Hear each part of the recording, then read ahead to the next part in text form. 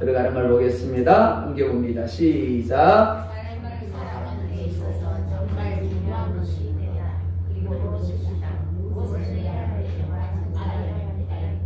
그리고 하고자 하는 뜻이 있고 하지 않고자 하는 뜻이 있다. 이 때와 뜻이 우리의 삶, 우리의 운명을 결정한다고 해도 과언이 아니다. 이 때와 뜻으로 인해 누리기도 하고 누리지 못하기도 한다. 하지만 우리의 때가 아니라 하나님의 때에 반응해야 하고 우리의 뜻이 아니라 하나님의 뜻에 반응해야 한다. 이를 하나님이 함께 하심으로 정의할 수 있겠다. 요셉이 하나님이 함께 하심에 형통한 자가 되었다. 다윗이 하나님이 함께 하심에 어디를 가든지 이기게 되었다. 베드로가 하나님이 함께 하심에 깊은 곳에 그물을 내려 그물이 찢어질 정도로 물고기를 잡았다. 내가 생각하는 때가 아니다. 나의 뜻이 아니다. 하나님의 때, 하나님이 하라고 하신 것에 순종한 결과다. 우리가 영적으로 충만해야 하고 범사에 하나님께 묻고 듣는 연습을 해야 하는 이유가 여기에 있다. 아멘. 자, 우리 옆에 앞뒤로 보면서 이렇게 인사하십시다. 당신이 그런 사람 되기를 원합니다. 네, 장모님이 그런 사람 되기를 원합니다. 자, 첫 번째 질문 함께 읽을까요? 시작. 그리스도인이 정말 중요하게 여기야 할 것이 무엇이라고 말씀합니까? 답을 읽을까요? 시작. 그렇죠. 하나님의 때와 하나님의 뜻을 분별하는 겁니다. 내가 보기에, 내가 생각하기에 어떠한가가 아니라 하나님의 때, 하나님의 뜻을 분별하는 겁니다. 16절 볼까요? 시작. 아멘. 자, 모든 이스라엘이라고 말씀하고 있지 않습니다. 그죠? 실수로 그렇게 기록하셨을까요? 아니요. 우리가 알고 있는 것처럼 출애굽 1세대를 이야기하는 겁니다. 출애굽 1세대가 다 죽었습니다. 그런데 출애굽 1세대 이스라엘 백성들이 사망하여 백성 중에서 멸망한 후에라고 말씀하지 않습니다. 모든 군인이라고 말씀을 하죠. 가나안 정복 전쟁을 하는 데 있어서 정말 필요한 게 뭘까요? 훈련된 군인입니다. 그렇죠? 뛰어난 무기라고 할 수 있습니다. 훈련된 군인, 뛰어난 무기가 있다라면 얼마든지 이길 수 있는 겁니다. 필수적인 요소입니다. 그죠? 출애굽 1세대는 40년 광야 생활을 거치면서 그야말로 조직적으로 훈련을 받은 사람들입니다. 아말렉과의 전투를 통해서 어떻게 싸워야 하는지 전쟁을 경험한 이들이었습니다. 그런데 그들이 어떠했다고요? 모두 사망하였다라고 말씀을 합니다. 백성 중에서 멸망하였다라고 말씀을 합니다. 그러니까 인간적인 관점으로 보면 지금은 결코 가나안 정복 전쟁을 시작할 때가 아니다라고 할 수 있는 겁니다. 좀 더 경험 쌓은 후에요. 조금 더 훈련한 후에요. 좀 더 준비된 후에요. 라고 이야기할 수 있는 겁니다. 그런데 24절 상반절에 이렇게 말씀을 합니다. 함께 볼까요? 시작. 너희는 아멘. 하나님이 이렇게 말씀을 합니다. 다 죽었다. 그러니까 지금은 아니야. 조금만 더 훈련하자. 조금만 더 준비하자. 조금 더 경험하자. 그 다음에 올라가자. 하나님이 그렇게 말씀하지 않아요. 목회를 하다 보면 많은 이들이 그렇게 이야기하는 것을 듣습니다. 목사님, 지금은 때가 아닌 것 같습니다. 조금 더 준비된 후에, 조금 더 경험을 쌓은 후에, 조금 더 뭔가 만든 후에 했으면 좋겠습니다. 근데 될까요? 안 됩니다.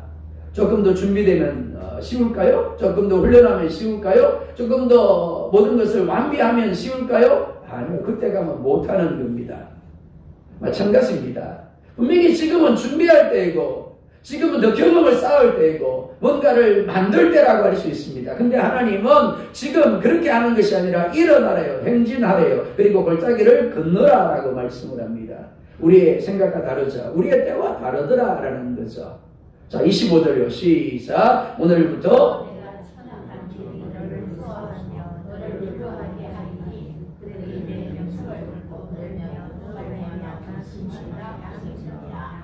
아멘. 자, 한번 물어볼까요?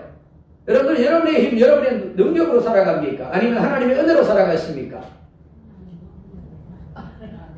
뭐 시원찮습니까? 대답이. 고민 좀 하셔야 되나요? 내가 뭘로 살아가는지 고민이 필요하신 건가요? 사람의 힘? 사람의 능력? 사람의 조건인가요? 아니면 하나님의 은혜인가요? 당연히 하나님의 은혜라고 고백을 해야 됩니다. 근데 사실 우리의 삶을 돌아보면 하나님의 은혜로 살아가는 것이 아니라 우리의 생각, 우리의 능력, 우리의 힘을 사실은 의지할 때가 많죠.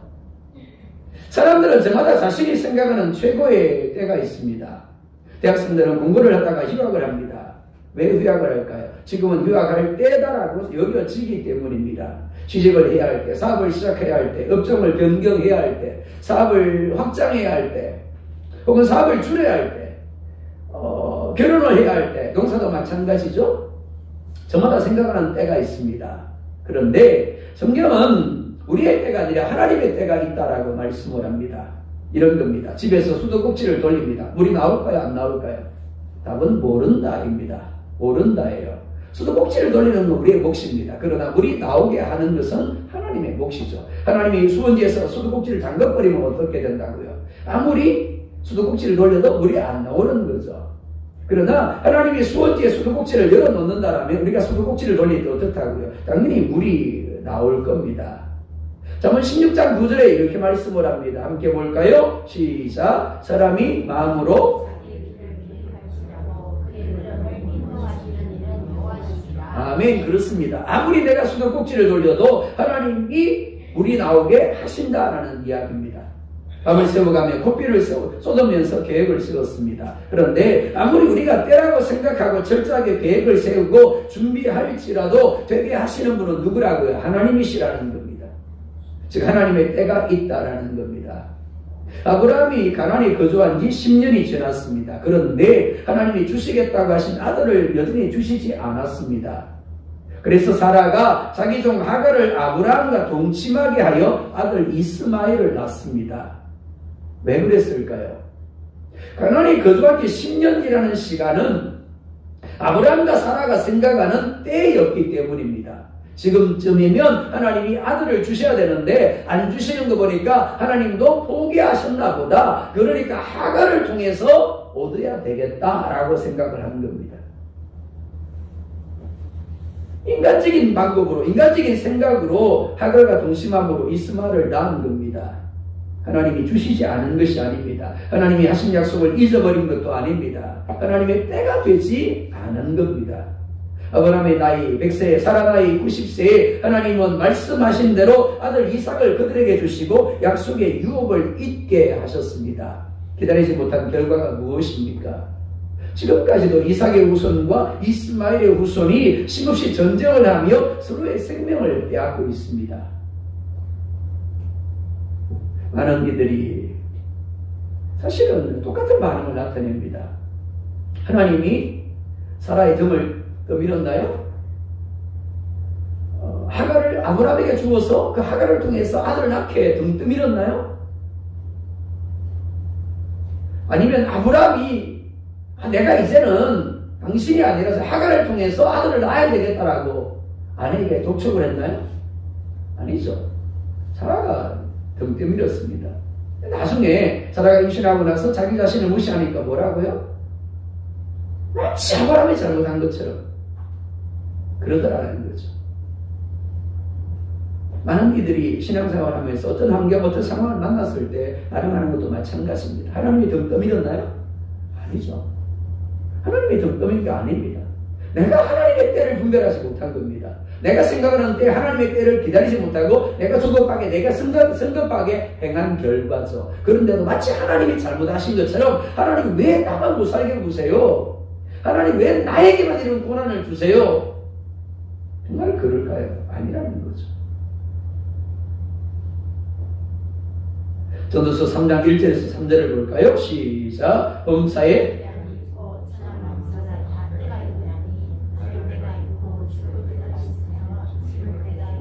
심은 것을 뽑을 때가 있으며 죽일 때가 있고 치료할 때가 있으며 헐 때가 있고 세울 때가 있으며 범사의 기한이 있다라고 말씀을 합니다. 이 범사라는 기한이라는 말 우리가 생각하는 기한이 아닙니다.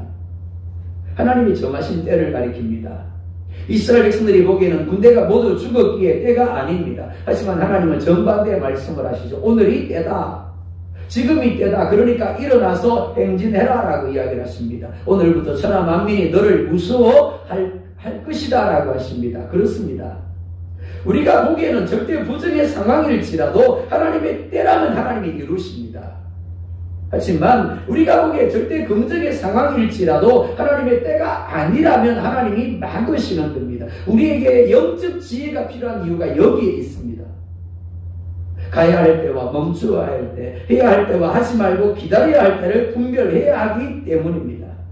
이는 뜻에 있어서도 마찬가지입니다. 17에서 19절 볼까요? 시작. 여호와께서 내게 말씀하여 이르시되 내가 오늘 모압 변경 아로를 지나리니 암몬 족속에게 가까이 이르거든 그들을 괴롭히지 말고 그들과 다투지도 말라. 암몬 족속의 땅은 내가 네게 기업으로 주지 아니하리니 이는 내가 그것을 롯 자손에게 기업으로 주었음이라. 아멘. 두 가지를 말씀을 합니다. 첫째, 암몬 족속에게 가까이 이르면 어떻게 하지 말라고요? 괴롭히지 마라, 다투지 말라라고 하십니다. 둘째, 암몬 족속의 땅은 기업으로 주지 않을 것이다 라고 하십니다. 그리고 그 이유를 롯 자손에게 기업으로 주었기 때문이다 라고 말씀을 합니다. 하나님이 아브라함에게 가나안 땅을 너와 네 자손에게 줄 것이다 라고 약속을 하셨습니다. 특별히 창세기 15장 18절에 이렇게 말씀을 합니다. 함께 볼까요? 시작. 그날에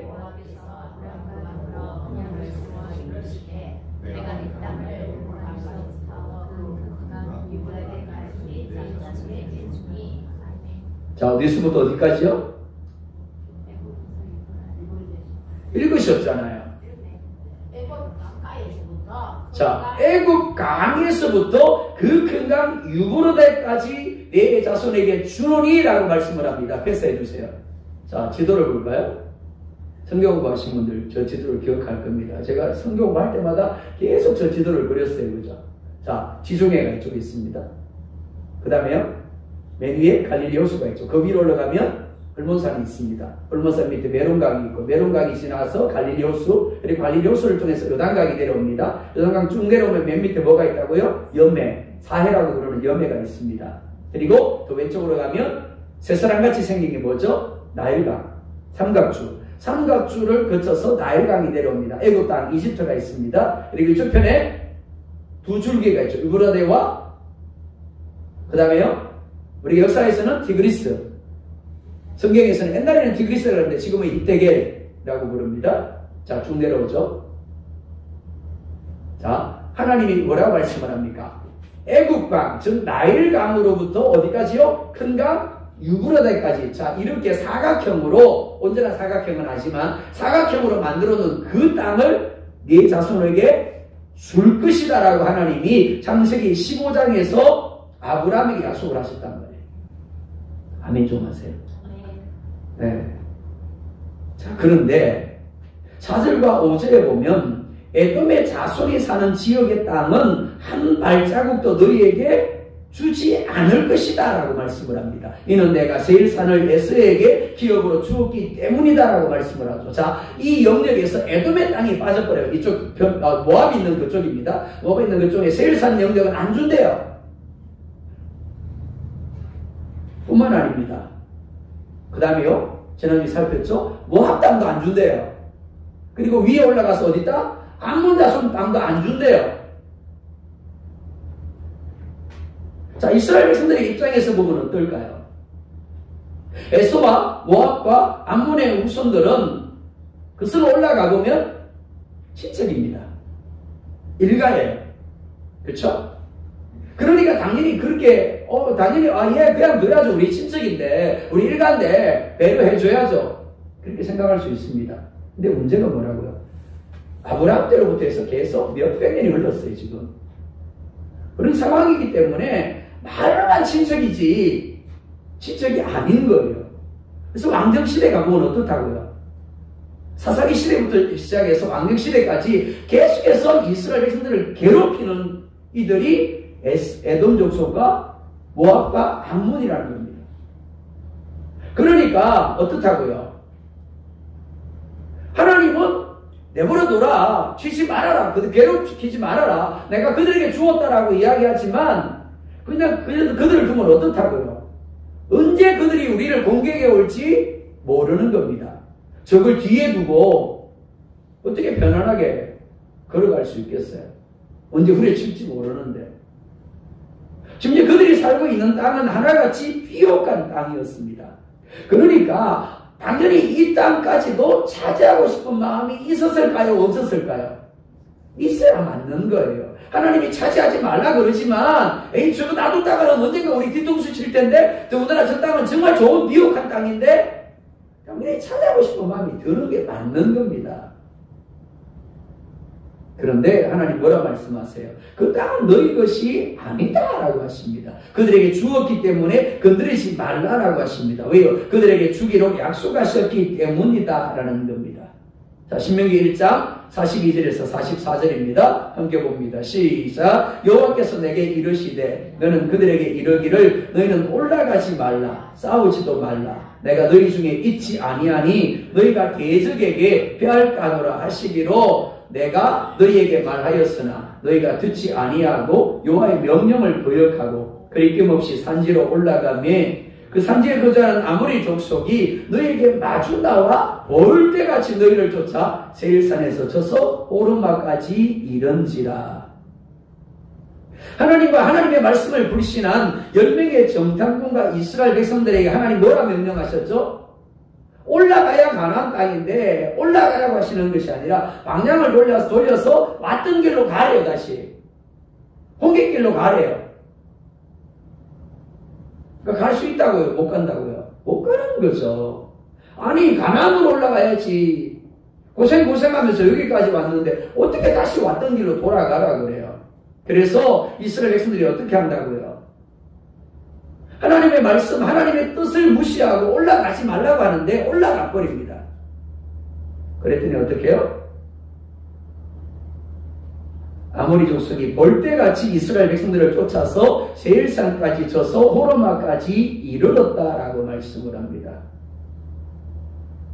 하나님이 올라가지 말라고 하는데도 불구하고 올라간 이스라엘 백성들이 아모리 족속에게 쫓겨서 도망가고 도망했다는 이야기입니다. 예수님이 제자들에게 자신이 예루살렘에 올라가서 대적들에게 잡혀서 십자가에 못 박혀 죽게 될 것이다 라고 하십니다. 그러자 베드로가 용감하게 이야기를 합니다. 주님 결코 그렇게 되도록 내버려두지 않을 겁니다. 제가 지켜드릴게요. 제가 보디가드가 되어드릴게요. 와 역시 너밖에 없어. 그런 걸까요? 아니요. 예수님은 이상한 이야기를 하십니다. 베드로를 칭찬해줘야 하는데 이렇게 말씀을 합니다. 사단아 내 뒤로 물러가라. 너는 나를 넘어지게 하는 자로다. 네가 하나님 일을 생각하지 아니하고 사람 일을 생각하는도다. 한번 생각해 볼까요? 베드로의 생각대로 되어서 만약 예수님이 대적들에게 잡히지 않고 십자가에 못 박혀 죽지 못하는 일이 생긴다면 어떻게 되나요? 예수님이 세상에 오신 하나님의 계획이 이루어질 수가 없게 되는 겁니다. 당연히 우리는 구원을 받지 못하게 되는 거죠. 그러니까 이는 결코 일어나서는 안 되는 일인 겁니다. 베드로의 뜻대로 되면 안 되는 거죠. 하지만 문제가 무엇입니까? 베드로의 관점, 베드로의 뜻으로 볼 때는 예수님이 죽지 아니하고 왕이 되는 것이 더 나은 방법으로 보였다라는 겁니다. 아마 그가 하나님 앞에 기도했다면 이렇게 기도했을 겁니다. 하나님 예수님이 죽지 않고 왕이 되게 해주세요. 그것이 하나님의 영광을 나타내는 길입니다. 이게 아니라는 거죠.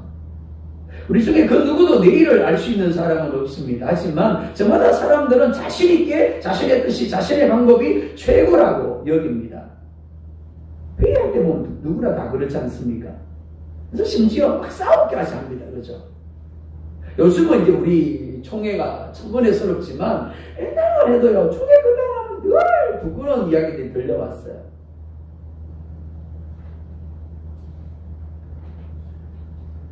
우리는 최고의 길이라고 생각하며 가지만 그 길이 성공의 길이 아니라 실패의 길일 수 있는 겁니다. 생명의 길이라고 여기고 가지만 사망의 길일 수 있다는 거죠. 왜 그렇습니까? 아무리 좋은 길을 선택하고 최고의 방법을 사용할지라도 그 걸음을 인도하셔서 되게 하시는 분이 하나님이기 때문입니다. 자, 에베소서 5장 16절 17절 보자고요. 시작. 세월을 아끼라 때가 악하니라. 그러므로 우리 썩은 자가 자, 세월을 아끼라 때가 악하니라 라고 말씀을 합니다. 세월을 아끼는 게 뭐라고요? 주의 뜻이 무엇인가를 이해하는 거라는 겁니다. 우리가 해야 할 것은 시간마다 하나님이 우리에게 주시는 기회, 즉 주의 뜻이 무엇인가를 분별하고 그 뜻 가운데 믿음으로 순종하는 겁니다. 우리가 더 예배하고 더 기도하고 더 말씀을 묵상해야 되는 이유가, 더 예수님을 의식하고 의뢰해야 되는 이유가 여기 있습니다. 주님의 선하시고 기뻐하는 뜻이 무엇인가를 분별하고 그 뜻 가운데 반응하기 위함입니다. 하나님은 오른쪽 그러는데 우리는 어떻다고요? 왼쪽으로 가는. 스톱 그러는데 우리는 신나서 달려갑니다. 그러면 그러죠. 하나님 왜 나와 함께 하지 않으십니까? 하나님 왜 나에게 고난을 주십니까? 왜 나만 못 살게 구시죠? 그런가요? 아니요. 예배와 기도와 말씀 묵상의 의미는 행위 자체에 있지 않습니다. 예배와 기도와 말씀 묵상을 통해서 하나님이 모든 만물을 만드신 분이고 주관하는 분임을 깨닫고 인정하는 데 있습니다. 그래서 나의 때가 아니라 하나님의 때를 분별하고 나의 뜻이 아니라 하나님의 뜻을 구하고 순종하기 위함인 겁니다. 하나님이 전쟁할 군인들이 다 죽은 상황에서 일어나서 행진하라고 하시는 이유가 여기에 있습니다. 왜요? 그들이 죽어야만 비로소 그들이 가나안 땅에 들어갈 수 있기 때문에 그렇습니다. 출애굽 1세대가 어떻게 해요? 다 광야에서 죽을 거야 라고 하나님 말씀하셨단 말이에요. 그 중에 누가 마지막으로요? 모세가 마지막으로 느보산에 올라가서 죽습니다. 지금 모세만 남은 상황이에요. 그러니까 지금이어야말로 이제 가나안에 들어갈 때라는 겁니다. 우리가 보기에는 아닌데 하나님 보시기에는 지금이라는 거죠. 하나님의 뜻도 마찬가지입니다. 어떤 땅은 정복하고 어떤 땅은 패스하라고 하시는 이유가 여기 있는 겁니다.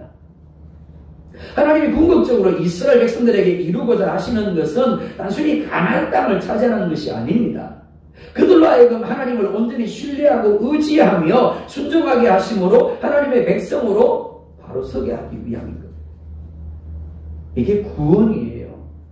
얘는 우리도 마찬가지입니다. 교회 다니는 게 교회 다니게 하는 게 목적일까요? 단순히 죽어서 천국 가게 하는 게 목적일까요? 아니요. 교회를 다니고 신앙생활을 하는 것을 통해서 삶의 시간들을 통해서 장차 들어갈 천국 백성으로서 온전히 하나님을 신뢰하고 의지하며 순종하는 사람이 되게 하기를 원하시는 거예요. 그러니까 어제보다 오늘이, 작년보다 올해가, 그 다음 해가 어떻게 해요? 더 믿음으로 성숙해야 되는 겁니다. 더 영적으로 변화되어져야 된다는 거죠. 하늘 사람으로 완성되어져 가야 된다는 겁니다. 그러니까 정말 믿음의 사람들에게서 천국은 뭐라고요? 죽어서 들어갈 곳이 아니라 오늘 내가 거하는 바로 이 시간 하나님의 다스림으로 내 삶 가운데 이루어져야 한다는 겁니다.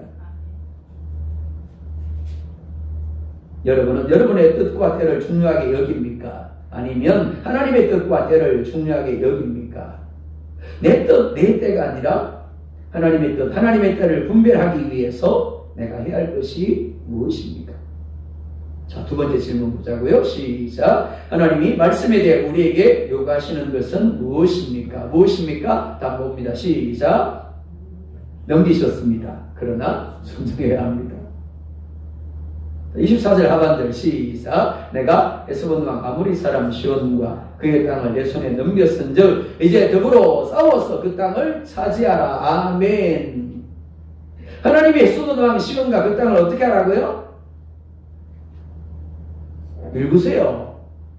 그 땅을 차지하라. 차지하라. 자, 근데요, 뭐 했어요? 그 앞에 뭐라고요? 이제 더불어 뭐 해서? 싸워서 차지하라. 자, 이 대목에서 많은 이들이 걸려 넘어집니다. 그냥 하나님이 일방적으로 역사하셔서 비어있는 땅에 들어가서 차지하라 그러면 할렐루야 할 텐데 싸워서 차지하라고 하신다라는 겁니다. 왜 그렇습니까? 첫째, 전쟁을 하는 출애굽 1세대가 모두 죽었기 때문입니다. 둘째, 객관적으로 군사와 무기에서 그들이 이스라엘 백성들보다 뛰어나기 때문입니다. 그러니까 싸워서 이길 가능성이 별로 없는 것이 아니라 10명의 정탐꾼의 말처럼 아예 이길 가능성이 없는 겁니다. 그런데 우리가 기억해야 할 것이 있습니다. 하나님은 우리에게 말씀만 주시고 뒷짐지고 계시는 분이 아니라는 겁니다. 말씀하시고 친히 앞서가십니다. 그리고 말씀하신 바를 이루세요. 우리는 단지 앞서가시는 하나님을 따라가면서 우리가 해야 할 것을 하면 되는 겁니다. 제가 에콰도르에서 성전 건축한 이야기를 해드린 것 같아요. 넓은 땅을 사놓고는 우리가 10년을 묵혔어요. 10년 동안, 왜냐하면 경기가 나빠서 버려가지고 10년 동안 맨날 계산기만 두드린 겁니다. 공동회의하고 재짓기 할 때마다 예산이 얼마인데 지금 우리가 준비하는 거 얼마고, 그러니까 올해는 안 되겠네. 그러고 무려 10년을 지났어요. 근데 어느 날 갑자기 목회 계획을 세우는데 하나님이 건축의 원년으로 선포하게 하신 겁니다. 당일하면 장로님들이 물었어요. 목사님 건축하시면? 제가 대답을 했어요. 아니요. 하나님 감동 주셔서 그냥 일단 건축의 원년으로 선포하려고 합니다. 장로님들도 반대할 이유가 없는 거 아닙니까? 그냥 선포만 한다 그러니까. 네, 시간이 좀 오르고 나서 교회를 안 나오던 안수 집사님 한 분이 다시 나오셨어요. 그리고 그러는 겁니다. 지금 가지고 있는 돈 가지고도 얼마든지 건축할 수 있습니다. 그러니까 주사할 이유가 없잖아요. 그럼 시작하십시다라고 했단 말이에요. 근데 정말 그 돈 가지고 건축했을까요? 아니요. 건축을 시작했는데요. 그 돈은 반밖에 안 돼요. 근데 헌금 안 할 줄 알았던 성도들이 헌금을 하더라고요. 뿐만이 아닙니다. 한국교회에서 후원금이 왔어요. 전혀 모르던 한국교회에서 후원금이 왔어요. 그러면서 교회 건축을 마치고 교회 안에 들어가는 물품까지 다 하고 나서 마이너스 하나도 없었어요. 딱 맞게 하나님 공급해 주셨어요. 절대 부정입니다. 10년 동안 안 된다고 그랬어요. 근데 10년 동안 안 된다고 그러는 것을 하나님 주신 감동을 가지고 아멘 해보고 싶다 그러니까 정신없이 갔어요. 그냥 쉽게 얘기하면. 아무 정신없이 따라갔더니 끝나고 보니까 하나님이 다 하신 겁니다. 우리가 건축할 때 주변 한인교회들, 선교사님들 똑같이 이야기를 했어요. 보나마나 중간에 지금 못할 거야. 멈췄을 거야. 아니, 하나님이 하시니까 되더라고요. 자, 26절, 27절 봅니다. 시작. 내가 그대못 광야에서 에스무왕 시온에게 사사를 보내어 평화의 말로 이르기를 나를 내 땅으로 통과하게 하라. 내가 큰 길로만 행하고 좌로나 우로나 치우치지 아니하리라. 자, 하나님 뭐라 그랬어요? 에스무왕 시온과 뭐 하라고요? 더불어 싸워서 그 땅을 차지하라 그랬단 말이에요. 그런데 어떻게 했다고요? 더불어 싸워서 차지하라 그랬는데 사사를 보내어 자신들을 통과하게 해달라고 요청을 합니다. 특별히 돈을 주고 양식과 물을 사서 먹고 마시겠다고, 자신들은 오직 걸어서 지나가겠다라고 합니다. 이렇게만 된다면 진짜 싸우지 않아도 되고 피를 흘리지 않아도 되니까 얼마나 좋겠습니까? 하지만 이는 하나님의 뜻과 다른 거예요. 하나님은 쳐서 그 땅을 차지하기를 원하시는 겁니다. 지나가라고 말씀하지 않으세요. 자, 30절 시작. 에스무왕 시온이 우리가 통과하기를 허락하지 아니하였으니 이는 내 하나님 여호와께서 그를 내 손에 넘기시려고 그의 성품을 완강하게 하였고 그의 마음을 완고하게 하셨음이 오늘날과 같으니라. 에스무왕 시온이 통과하기를 허락하지 아니하였다라고 말씀하죠. 그런데 그 이유가 뭐라고요? 하나님께서라고 말씀을 합니다. 그냥 가서 적당하게 타협을 하고 지나가기만 하려고 했는데 그게 하나님의 뜻이 아니었기 때문에 에스무왕 왕 시온의 마음을 하나님이 어떻게 했다고요? 완강하게 했대요. 하나님의 뜻과 우리의 뜻이 다를 때 하나님은 세 가지 방법으로 역사하십니다. 첫째, 에스무왕 왕 시온의 마음을 완악하게 하신 것처럼 우리의 뜻이 이루어지지 못하도록 막으십니다. 둘째, 요나가 불순종했을 때 바다에 던져지게 하시고 고래가 아니죠. 큰 물고기를 예비하셔서 삼키게 하심으로 억지로 니느웨로 가게 하신 것처럼 어떻게 해서든지 순종하게 하십니다. 이를 가리켜서 하나님이 치신다라는 말로 사용하죠. 신학교 동기 중에 우리 아버지 같은 분들이 있었어요. 그런 분들이 한결같이 하는 이야기가 그런 겁니다. 젊은 시절에 하나님이 부르셨는데 도망 다니다가 결국 하나님이 치시니까 어쩔 수 없이 끌려왔다고. 그분들요 목사 한 수도 못 받아요. 사실은 나이가 걸려가지고 더군다나 신대문도 못 갔어요. 왜? 입시에서 붙지를 못하니까. 그런데도 하나님이 치시니까 그리고 하나님의 뜻대로 신학을 하게 되고 전도사님으로 사역을 하시다가 은퇴를 하시게 되어지는 겁니다. 자, 세 번째, 우리가 하고자 하는 대로 내버려 두심으로 하나님이 주셔서 누리게 하려는 것을 얻지 못하게 하십니다. 하나님이 분명히 싸워서 그 땅을 차지하라고 하셨습니다. 그런데 이스라엘 백성들은 싸우지 아니하고 차지하지 아니하고 그냥 통과만 하려고 했습니다. 하지만 하나님이 그런 이스라엘의 의도를 막으십니다. 에스본 왕 시온의 마음을 완악하게 하심으로 통과하기를 허락하지 않게 하십니다. 그리고 31절에 보면 다시 한번 하나님이 시온과 그의 땅을 뭐하라고요? 차지하여 기업으로 삼으러 가십니다. 그건 내 뜻이 아니야. 지나가는 게 내 뜻 아니야. 그 땅을 차지하는 게 내 뜻이야 라고 이야기하신다라는 거죠. 그리고 33절, 36절에 이렇게 말씀을 합니다. 33절 봅니다. 시작. 우리 하나님 여호와께서 그를 우리에게 넘기심에 우리가 아들들과 그의 모든 백성을 쳤고 우리 하나님 여호와께서 그 모든 땅을 우리에게 넘겨주심으로 아르논 골짜기 가장자리에 있는 아로엘과 골짜기 가운데 있는 성읍으로부터 길앗까지 우리가 모든 높은 성읍을 점령하지 못한 것이 하나도 없었으나 패스하려고 그랬어요. 지나가려고 했어요. 하나님은 싸우라고 취하라고 하셨는데 근데 하나님이 강제적으로 싸우게 만드시죠. 강제적으로 취하게 하십니다. 그리고 어떻게 해요? 하나님이 넘기심으로 차지하게 하셨습니다. 사랑 여러분, 믿는다고 말만 하면 안 된다는 겁니다. 믿는다는 게 뭐라 그랬어요? 맡긴다라는 것이었습니다. 정말 믿는다면 순종해야 하는 겁니다. 하나님은 이미 우리에게 필요한 모든 것을 준비해 놓으셨습니다. 그래서 예수님도 우리가 기도할 때 구한 것은 받은 줄 믿으라 라고 하셨습니다. 왜냐하면 하나님의 시간표 안에서는 이미 이루어진 것이고 다만 하나님이 정하신 우리의 때가 되기까지 드러나지 않았을 뿐이기 때문입니다. 하지만 그러기 위해서 하나님이 말씀하신 대로 먼저 기도해야 하는 겁니다. 그리고 어떻게 해요? 순종해야 하는 겁니다. 그리고 어떻게 해요? 전도해야 하는 거예요. 전도 안 하고 비어있는 자리가 어떻게 채워집니까? 하나님이 채워주세요. 전능하신 하나님이라도 그거 못합니다. 왜요? 우리 보고 싸우라 그러시잖아요. 우리 보고 나가서 복음 전하라 그러잖아요. 데려와서 채우라 그러잖아요. 내가 이미 넘겼어. 그러니까 기다리고 있어. 나가면 너희를 기다리고 있을 거야. 그러니까 그들을 데려와서 채우라고 이야기하신단 말이에요. 근데 우리는 어떻게 해요? 맨날 교회 안에서 믿습니다. 채워주세요. 채워주세요. 그러면 하나님이 정말 채워주실까요?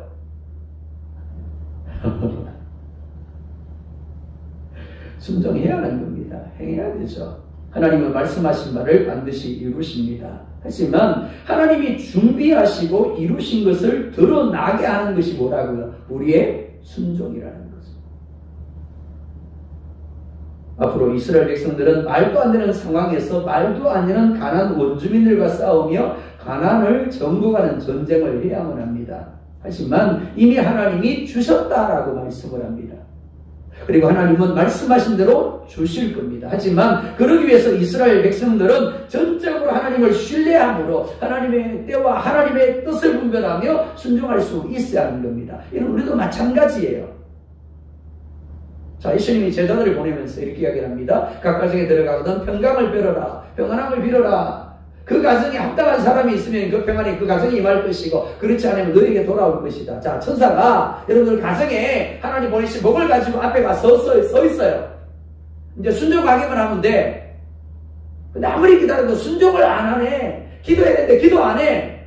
말씀 봐야 되는데 말씀 안 봐. 사랑해야 되는데 사랑하지 않아. 봉사해야 되는데 봉사하지 않아요. 전도해야 되는데 전도하지 않아요. 그럼 어떻게 된다고요? 다시 돌아가는 거죠. 우리 교회도 마찬가지입니다. 자, 교회 입구에 누가 있다고요? 천사가요. 하나님 보내받은 천사가요. 우리 교회를 통해서 아픈 지역을 분들이 복음하게 하시려고 천사가 지금 하나님의 은혜를 가지고 와서 서 있단 말이에요. 그러나 그 은혜를 우리가 누리기 위해서 어떻게 된다고요? 가서 뭐 하라고요? 더불어 싸워라. 그 다음에요, 치하라고 하신다라는 거죠. 우리가 해야 된다라는 겁니다. 우리를 둘러싼 상황이 마치 모든 군인들이 죽은 때와 같이 한치의 앞도 볼 수 없는 상황일 수 있습니다. 그래서 이스라엘 백성들처럼 싸우기보다 피해가야 하고 안주하라는 생각을 할 수 있습니다. 과거에도 전도해봤는데 안 됐어요. 과거에도 순종해봤는데 안 됐어요.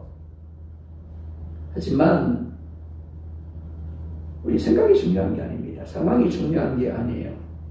내 때가 중요한 것이 아닙니다. 하나님의 때, 하나님의 뜻이 중요합니다. 나는 절대 부정인데 하나님은 절대 긍정일 수 있는 겁니다. 우리가 보기에는 안 될 것 같고 안 하는 것이 맞는 것 같던데 이미 하나님이 주신 것일 수 있는 겁니다. 이런 데 필요한 것이 뭘까요? 어떤 분이 그럽니다. 제자 훈련을 해보면 믿음은 단순한 것이다. 단순한 사람이 신앙생활을 잘한다. 그렇습니다. 때로는 무대뽀 믿음이 필요합니다. 무대뽀 순종이 필요한 거예요. 하나님을 믿고 무조건 아멘하며 죽으면 죽으리라 순종하는 겁니다. 그때 하나님이 예비하신 것이 드러나게 되고 아 그렇구나 체험하게 되어지는 겁니다. 오늘 여러분에게 하나님이 주시는 말씀이 무엇입니까? 우리 교회에 주시는 말씀이 무엇입니까? 그럼에도 불구하고 순종해야 할 것 무엇입니까? 믿음으로 올라가십시다. 믿음으로 순종하십시다. 기도하겠습니다.